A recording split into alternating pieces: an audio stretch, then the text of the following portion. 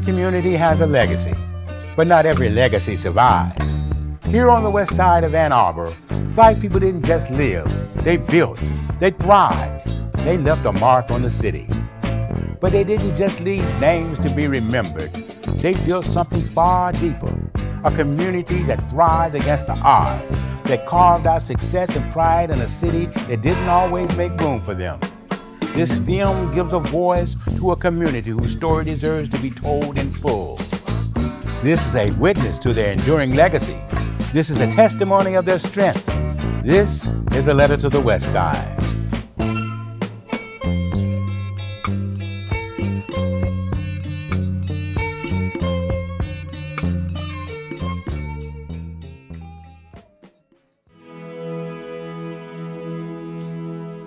They say that history repeats, but some make history delete to hide defeats, cover retreats, make sure the present never meets the past. I mean truth, ruthless behaviors of those that history calls saviors from upstaging the actual pavers.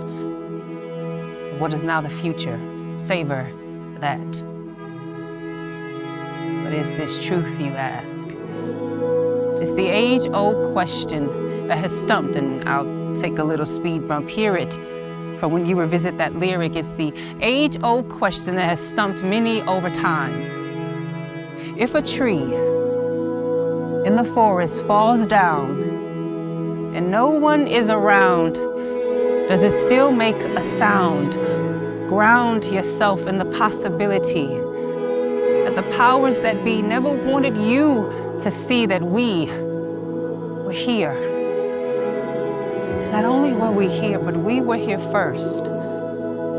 At your little nest, the West was birthed from Black imaginations, pontifications, percolations, revelations, education,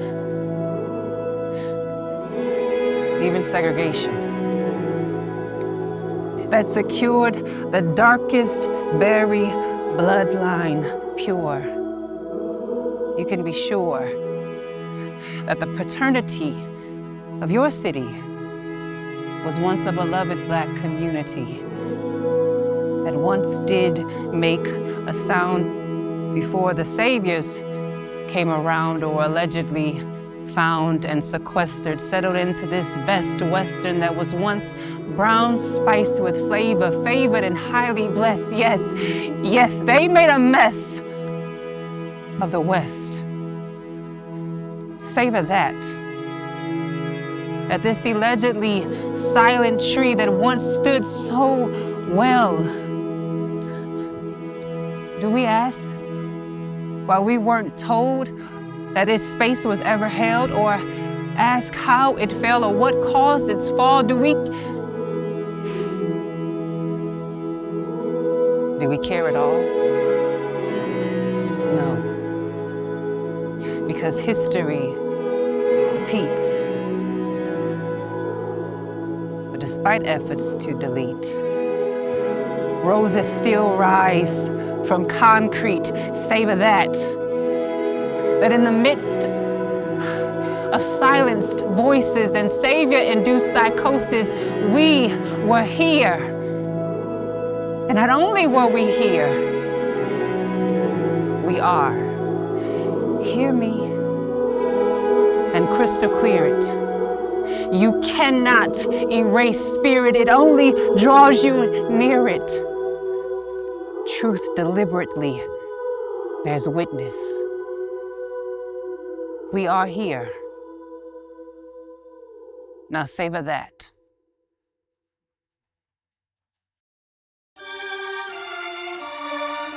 In search of something greater, an identity outside bondage, many African Americans found themselves migrating to the North. Between the years of 1916 and 1970, an estimated 6 million Black people found their way to the North, seeking opportunities and promises of a better life. Some didn't outlast the journey, but for those who did, some called Ann Arbor home.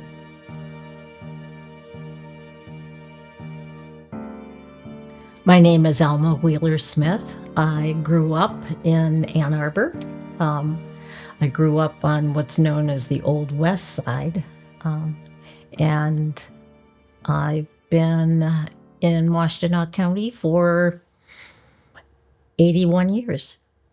My parents came from St. Louis, Missouri, my dad, and my mom from Columbia, South Carolina. My parents met on campus in the early 30s. My mother's family came to Ann Arbor from Windsor, Chatham area in Canada, and Detroit.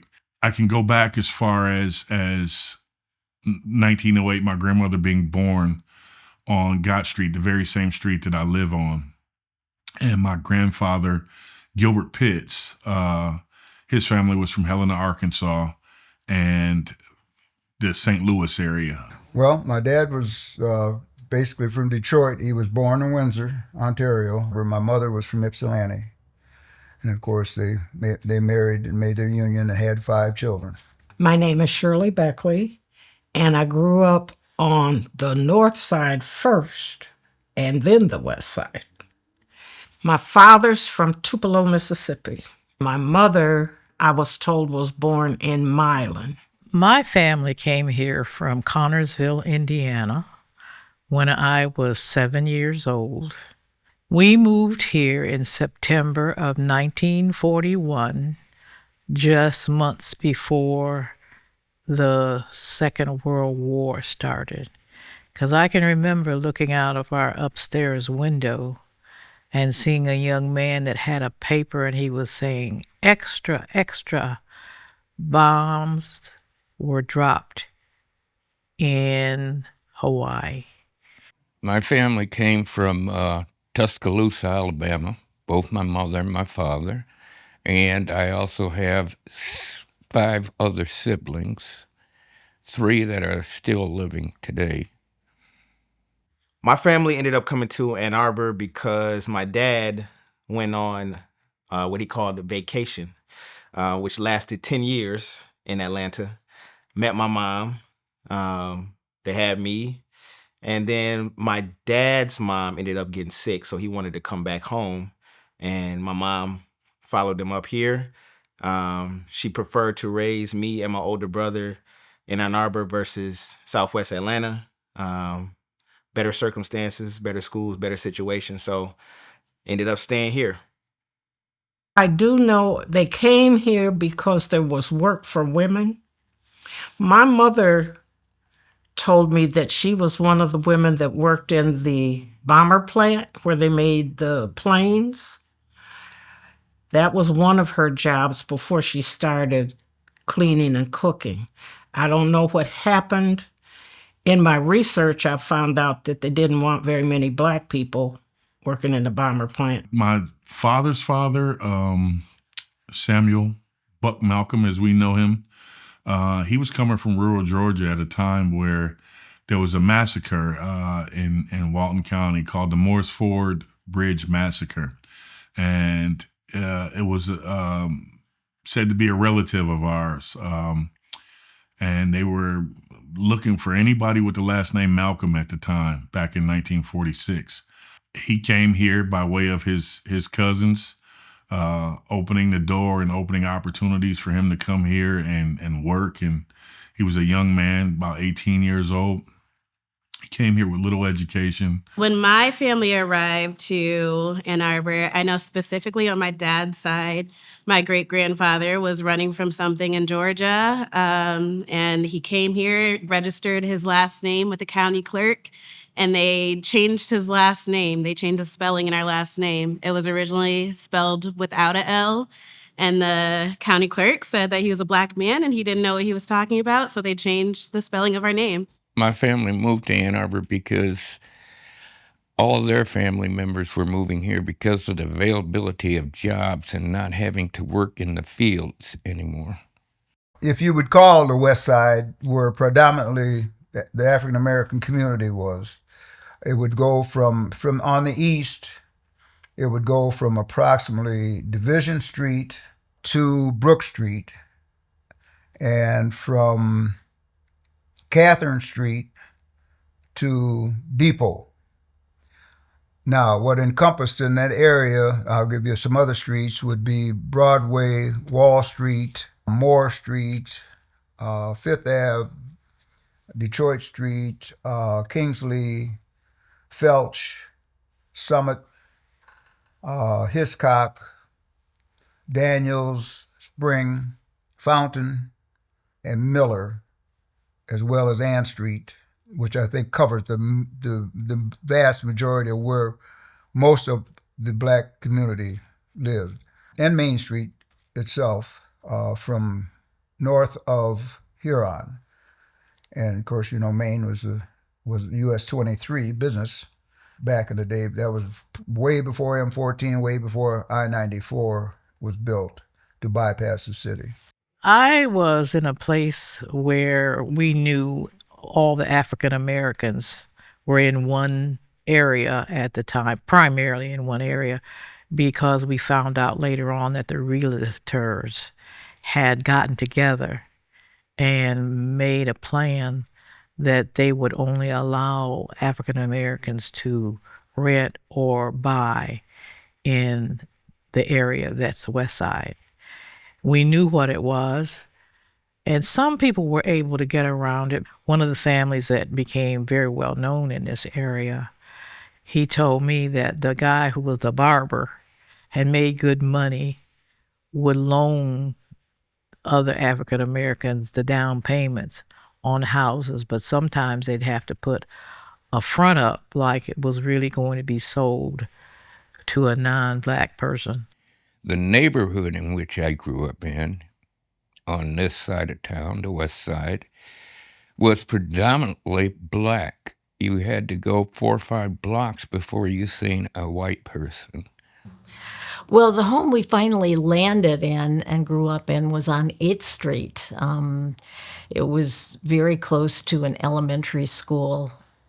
When they went to buy the house, they couldn't get a loan from any of the banks in the city because there was a red line, and they had to borrow money from my mom's mother, so my maternal grandmother, and they bought the house outright. It was unusual for any white family to want to sell to a black family, but this the owners did, and the neighborhood was a little careful, but not hostile, not openly hostile. But I grew up down by the train tracks, hanging out with the hobos, because I used to fish, and that was right down by where they were at. To speak to discrimination and why the West Side, the North Side, West Side was where it was at, because it was kind of an industrial area, like on the other side of the tracks. And it was close to the railroad tracks, right? So we even had the city who had their tire plant right across from our park at Wheeler Park. And that plant was used to take all the tire they used in the streets to fill the cracks and the voids and stuff. That's where it was cooked. And we smelled that all summer long. But Ann Arbor was a beautiful place to grow up. It was tough like anything else. But we grew up in a little house. It wasn't big. But my father always said, you got a roof over your head, food on the table, and clothes on your back. They might have not been all new clothes, but we weren't homeless.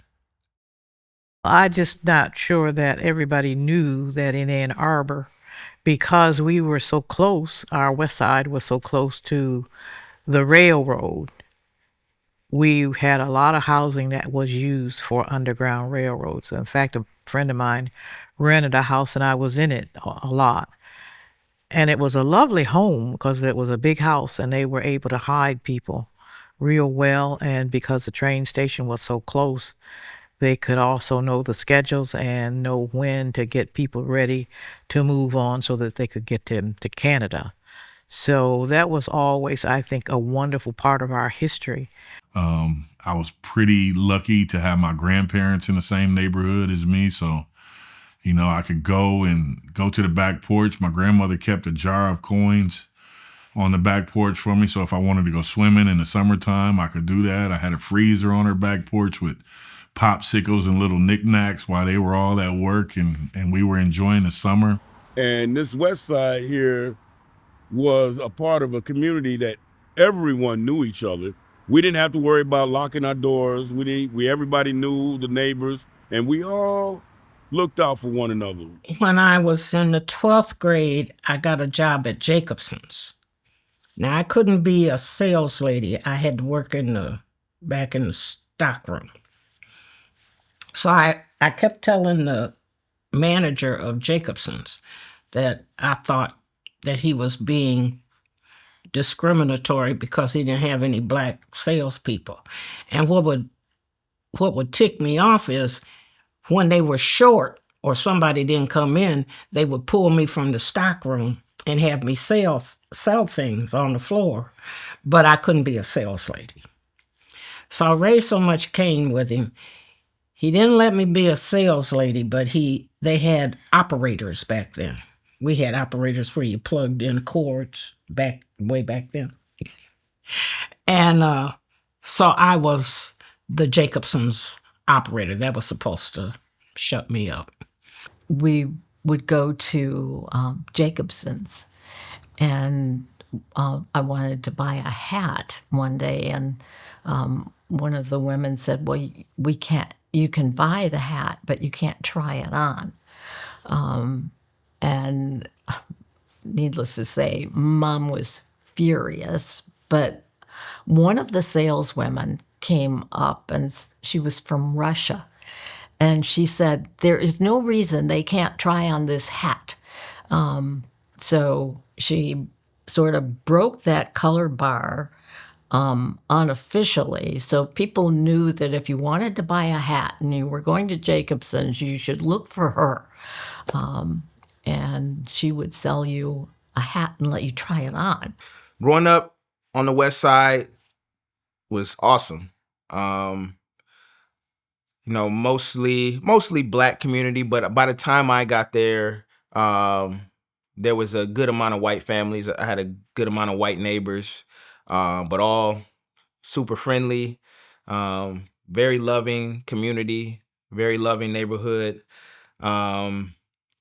Like I said, you could pretty much walk anywhere to get what you need. I remember walking to Zingerman's. I remember walking to DeLong's.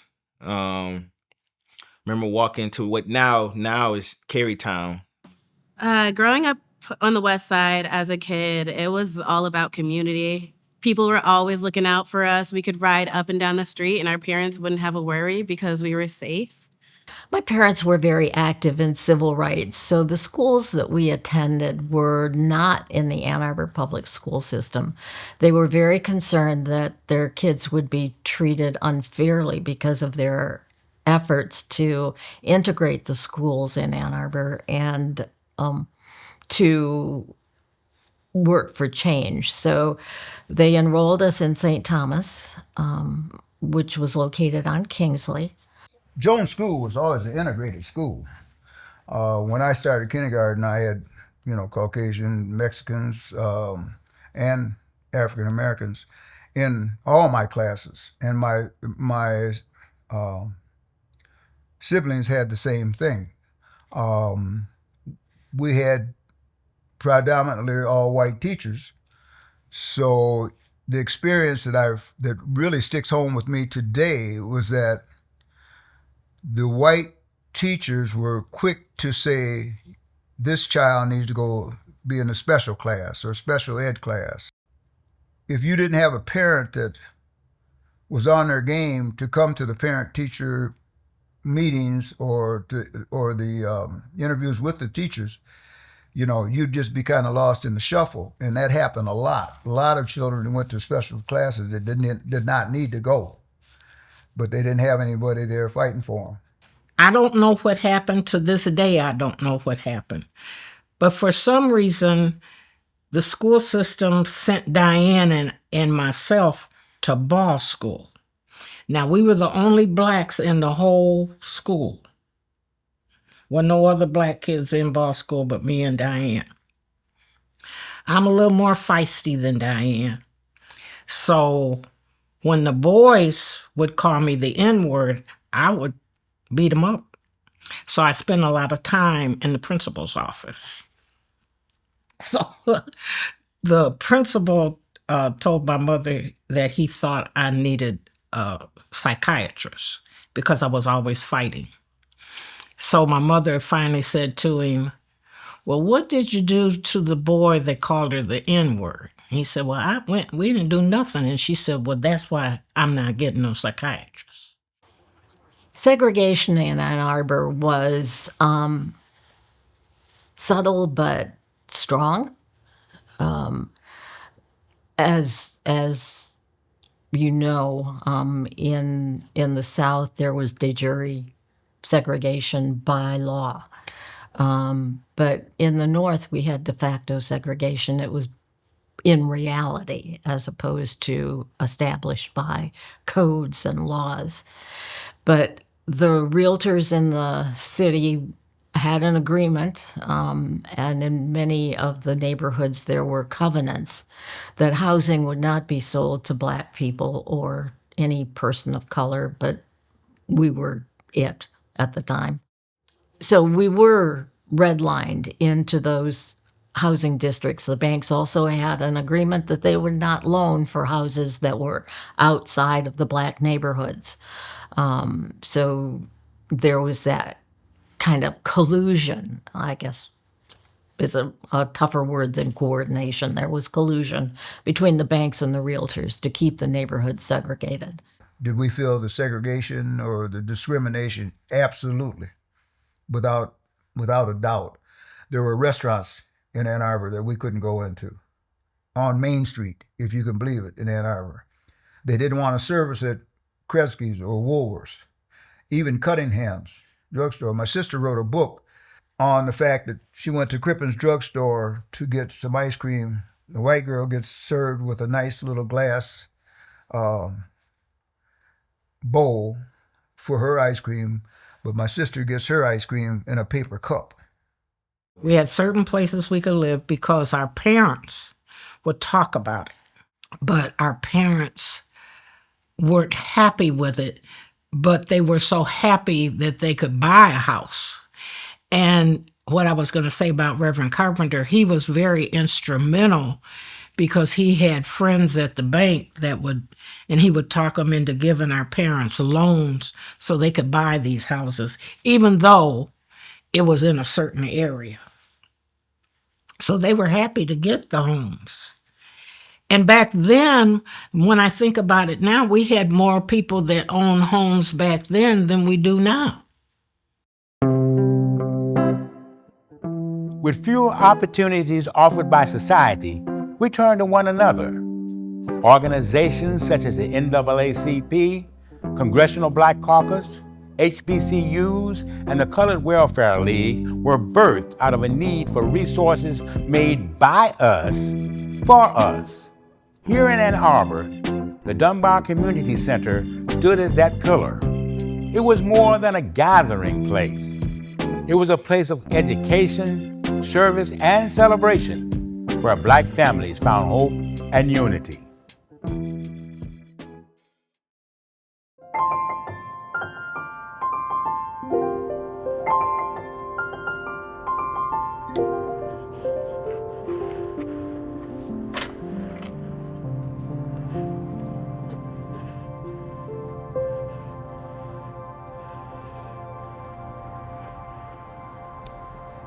Why should the world be overwise in counting all our tears and sighs?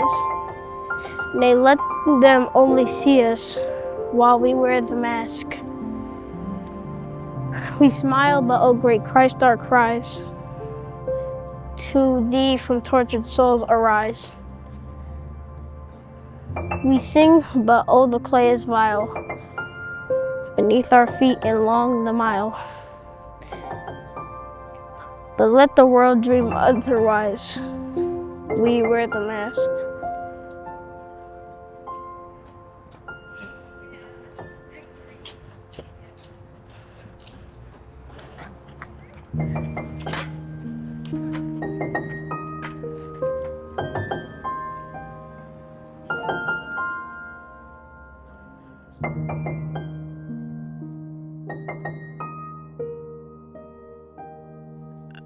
I have such a wonderful feeling about the Dunbar Center because we were not allowed to go to the YMCA or the YWCA at that time.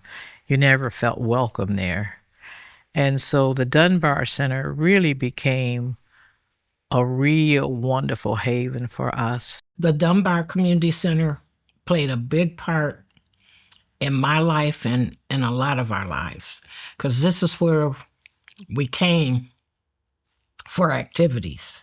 We were told from the beginning that it was named after Paul Dunbar, who was a poet.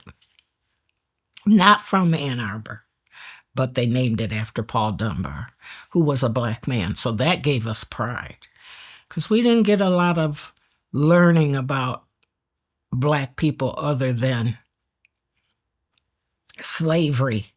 The Dunbar didn't teach it either. They didn't teach us cultural things, but we did cultural things here. This was where you could have your parties and you could have your Halloween parties, you could have your whatever functions that Black people would have, they would have here. Came here after school. This was our community center. We come here first, do our homework, and then go downstairs and have recreation. And on Friday nights, we had dances. We had dances here because we couldn't go to the YMCA dances. Wow. Hi, how you doing? Okay. Wow. This is all different. Because we had, this was where we danced. This was all open. Now the downstairs, there was a pool table and a ping pong table. The girls played ping pong and the boys played pool. And we outgrew it. So that's when Miss Taubman of the Taubman Center knew Mr. Williams. They were friends. So she is the one that donated money. And a couple Black families donated their homes because they lived right there where the center is. And they gave their homes up for 50 cents so that a community center could be built, so that we could have a bigger place. And that was around 1957. So that's been a while ago. Well, it just looks different, so different. I'm glad that you're doing this here because I've been wondering what it looks like in here. I've been wanting to come up in here. The Dunbar Center played a big role in the Black community in Ann Arbor. First of all, it was one of the first few meeting places for the Elks, so that ties the Elks in with the Dunbar Center. But they also sponsored events that the Elks helped them sponsor. The Dunbar Center created cultural pride because it was a gathering place, a meeting place, a place where you could go and not be harassed by the police or anybody that's behaving negative. It was a place to go to be a positive influence and learn how to become a positive influence.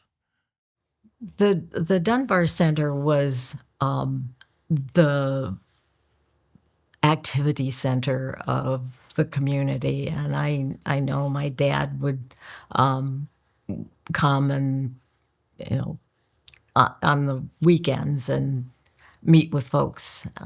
It certainly was an important place in the community. I do know that my dad met Mrs. Rumsey at the Dunbar Center and a number of other people who worked very closely with him in trying to create change in the community. And the center was so I can't give the center enough praise, because they would catch it and they would help. We've got a lot of children that came up through, including Willis Patterson, my sister Gwendolyn Baker. A long time since I've been in this building. Okay, pre-1960. So this is going to be a treat for myself. The many years it's been since I've been in here. Wow, this used to be Mr. Wims's office back in the day. Back there was a kitchen, but this was office space for the director of the Dunbar Center. What a change. As you left this room, dining room here, there was a kitchen to the left here, and somewhere in this area there was a stairs that took us to the basement. Club meeting, which was co-ed. Most of our club meetings were co-ed back then because our older folks tried to promote the thought process of trying to better yourself, and of course living in a segregated or a racist country. They knew what we needed to have to survive and try to be successful, and they preached, tried to be successful, and that was ingrained even from home. But all the families, everybody converged on this place. The Dunbar community, after it moved over to Main Street, still remained a wonderful haven for people who lived on the west side. And of course, the west side had its way of also being a haven and reaching out to be sure that people who were in that area always had a helping hand and a way to utilize their life and to grow and to be lifted by other people on the west side. The strength of the West Side was evident in its success and the many achievements of its residents. East Ann Street, in particular, became a hub for black businesses, serving as the heart of the West Side's economic and social life. For many African Americans in the city, this area was not just a place to live, but a foundation of opportunity and growth. Many of Ann Arbor's most notable African American firsts were residents from the West Side.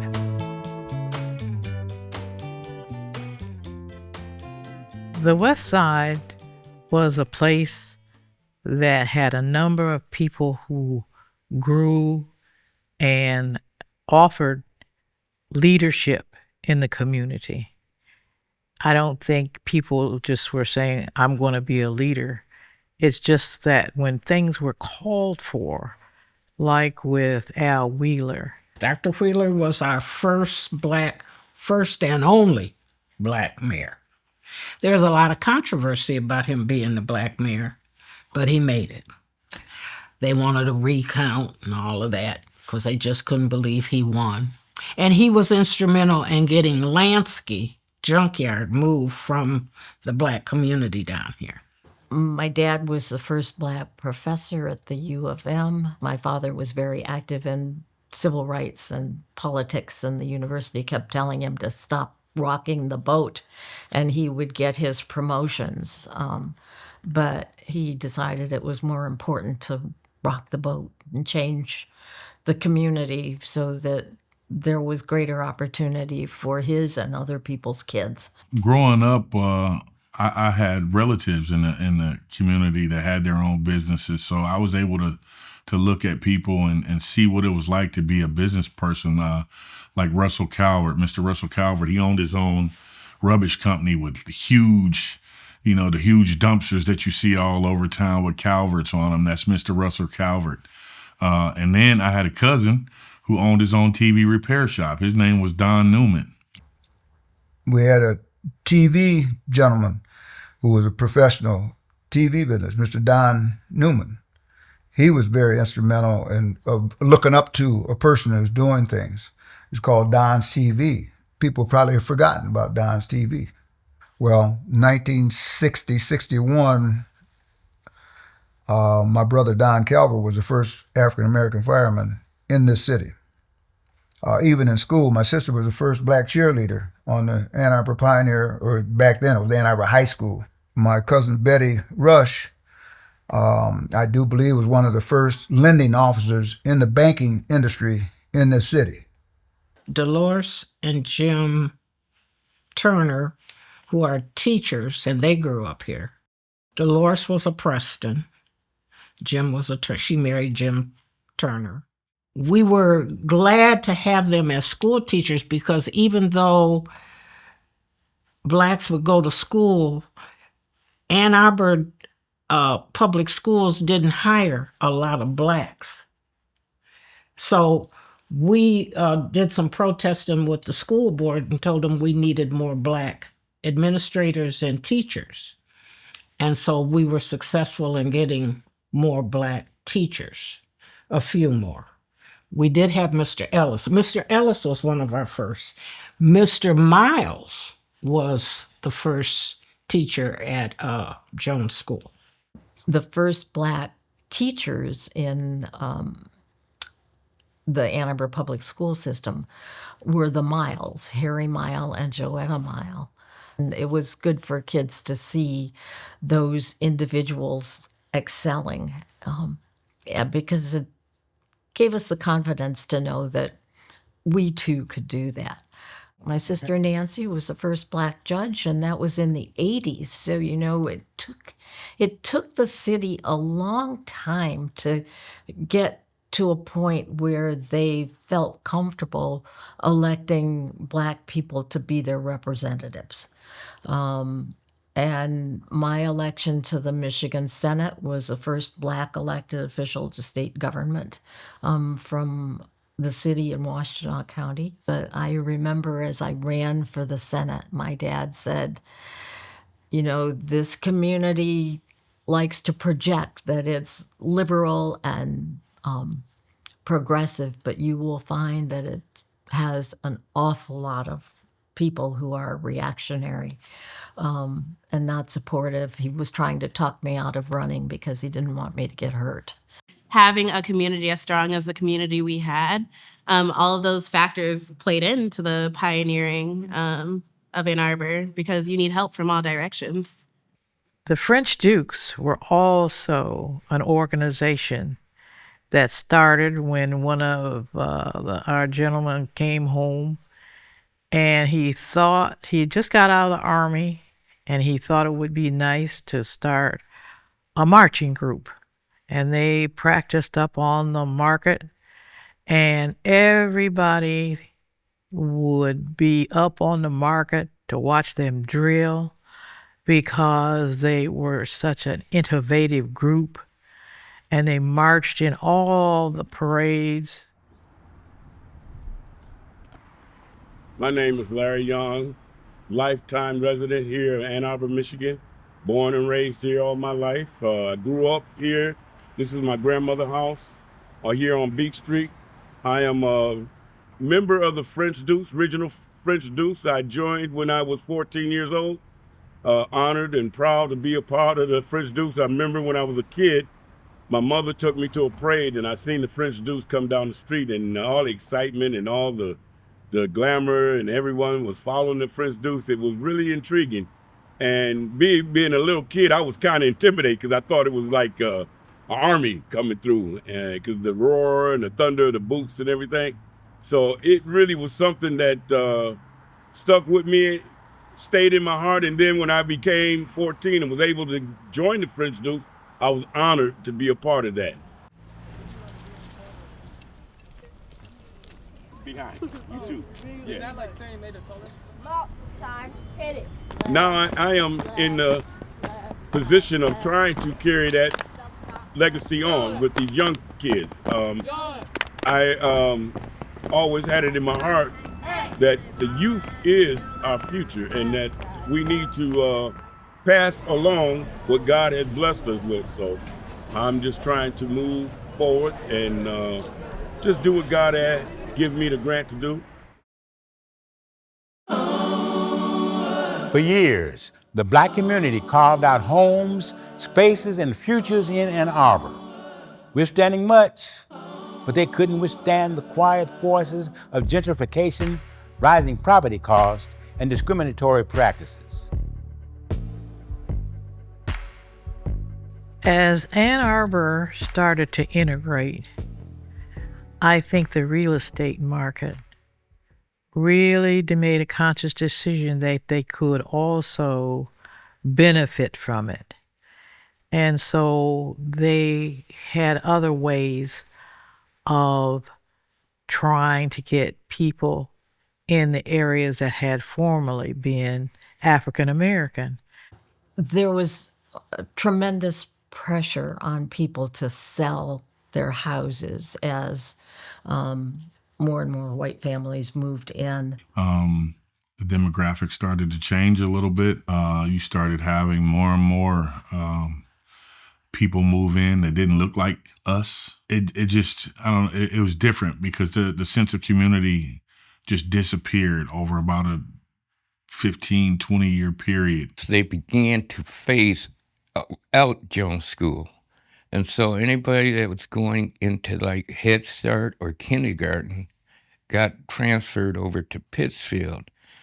We were there for approximately 2 weeks before the white kids came in and said that they were no longer allowed to play with us. That was pretty traumatizing.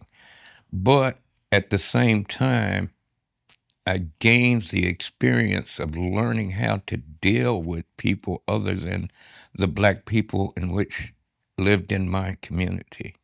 Integration had its positives for the community and it had its negatives. I can remember my mom very often saying, I think integration is going to be a real blow to the black community because we have cohesion.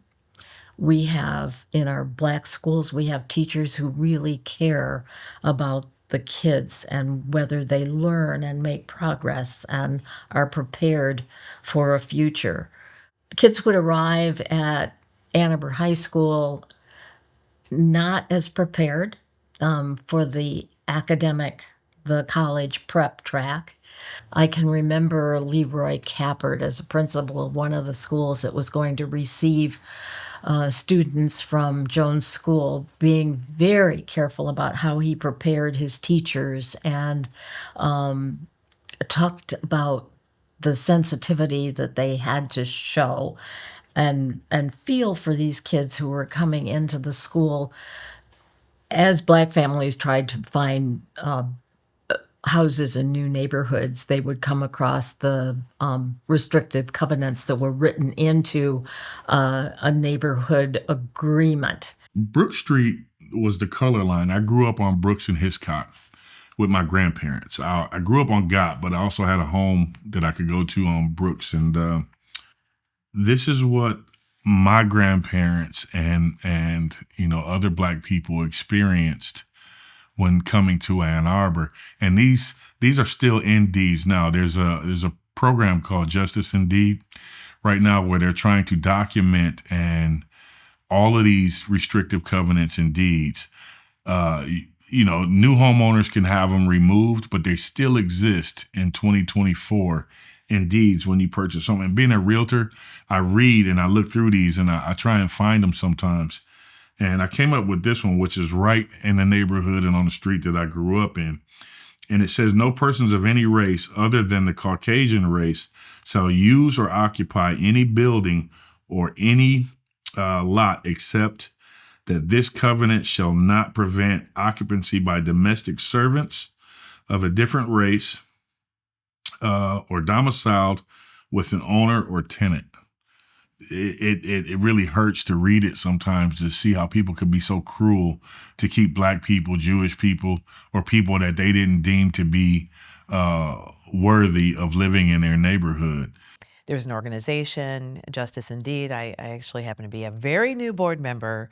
So far, we've learned that the West Side was littered with these racial restricted covenants. So basically, if you were not a part of the Caucasian race, you couldn't live there, or largely black people were restricted from living in these homes. And, you know, what I think about when I think about racially restricted covenants is oftentimes homes are passed down to their loved ones, right? Generationally, homes are passed down. So if a Black family was restricted from living or purchasing a home, then who do you think the home was passed down to? So in my mind, when I think about racially restricted covenants, I think about how it contributed to uh, the generational wealth gap that Black families experience. And in working on the Fair Housing Ordinance, the people who created that ordinance were careful to address the restrictive covenants. But the state Supreme Court ruled that restrictive covenants were unconstitutional. The state constitution of 1963 wrote in the civil rights laws that you couldn't have discriminatory practices in housing, employment, education. But that's why you don't see a lot of Black people, because the public housing sites are kind of on the outside, like over on Pittsfield and on the east side. And you just don't see us because we don't have a neighborhood anymore. Redlining was definitely a practice here in the city of Ann Arbor, as demonstrated by the neighborhoods that Black families were consigned to. And it was incredibly difficult to get out of. My parents couldn't have moved out of the Black neighborhood had they not been able to get a loan from my maternal grandma. My family left the West Side, this area, because of urban renewal and because the house was taken by eminent domain. They were going to put a Packard Beeks bypass. Where those 3 houses were on West Kingsley just stayed empty until a few years ago when they put a $1 million condo there. And at that time, also came in urban renewal and also came in public housing. The creation of public housing also started moving Blacks out. And everybody wanted to pay less money to have more money in their pocket. And they started moving out of houses and going into city housing. But I think from growing up here, I'm 82, so I've been here 82 years. It's a way of removing us. It's sending a message in my mind that we're not welcome here. A lot of people, as I said, moved out and they moved in. They started a little program called entertainment, on the weekends, and adopted the name Water Hill here in this West Side area. And then housing went sky high just because of a name, and the fact that a person played the trumpet on the front porch was not necessarily a reason for them to start gouging people for homes that people had lived in all these years. I have very strong feelings about the history of Water Hill. I remember we had this event in our neighborhood called the Water Hill Music Festival. It was a very predominantly white event that was going on, and there were a lot of incidents of our longtime Black residents getting the cops called on them, and it kind of like highlighted the change in my community. I started to look around, and I kind of noticed that I didn't see me anymore. I didn't see me at all, honestly. I only saw me and my sister and my brother.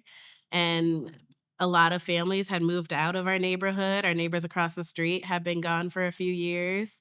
Our whole block that used to be Black was now white, and houses were being knocked down, and many mansions were being built. A lot of the houses on Gott Street no longer look like what they looked like before. Occasionally, I walk back through the neighborhood to see how much has changed. And as I'm doing so, sometimes they get this little computer program that they got, and it'll pop up. There's a suspicious black man walking through the neighborhood. And then somebody else will look at and be like, sorry, but that's Greg. He used to live here for over 40 years. And, David Malcolm, his nephew or somebody was pushing a lawnmower and somebody thought he stole it, just because it was a black kid pushing a lawnmower through the neighborhood. It's the neighborhood has changed. And usually it's not the ones that have been here for a long time. It's the one that have been here just 1-2 years, don't know what the neighborhood used to be like. To address the injustices and missteps of the past, Ann Arbor has made strides toward rectifying one of the most critical issues that has impacted so many: housing. Affordable housing remains a key focus in Ann Arbor, and one of the latest efforts is the construction of the Dunbar Towers, named in honor of the former Dunbar Community Center. Spearheaded by Ann Arbor Housing Commission, this project aims to provide low-cost housing for low-income residents, individuals experiencing homelessness, and local artists who qualify.